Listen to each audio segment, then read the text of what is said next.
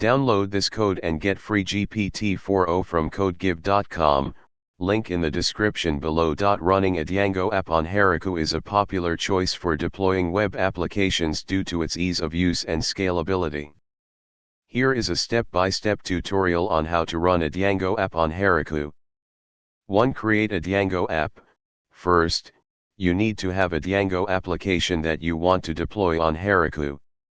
If you don't have one, you can create a new Django project using the following command. 2. Set up a Git repository. Heroku uses Git for deployment, so make sure your Django project is initialized as a Git repository. If not, you can initialize Git in your project directory by running. 3. Modify settings for Heroku. Update your Django project settings to work with Heroku. Make sure to configure the allowed_host setting to include your Heroku app's domain. You may also need to configure your database settings to use PostgresQL, which is recommended by Heroku. 4. Create a PROC file. Heroku uses a PROC file to determine how to run your application. Create a file named PROC file in your project directory and add the following line, assuming your Django project is located in a directory named myproject.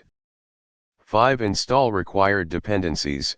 Heroku uses a requirements.txt file to install the necessary dependencies for your Django app. You can generate this file by running. 6. Create a Heroku app. If you haven't already, create a Heroku account and install the Heroku CLI. Then, create a new Heroku app by running. 7. Push code to Heroku. Once your Heroku app is created, you can push your code to Heroku using Git. 8. Run migrations and collect static files. After pushing your code to Heroku, run any necessary database migrations and collect static files by running. 9. Open your app. Finally, you can open your Django app in the browser by running. That's it. Your Django app should now be running on Heroku.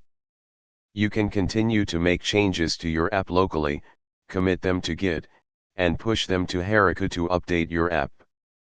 If you encounter any issues during the deployment process, you can check the Heroku logs for more information by running.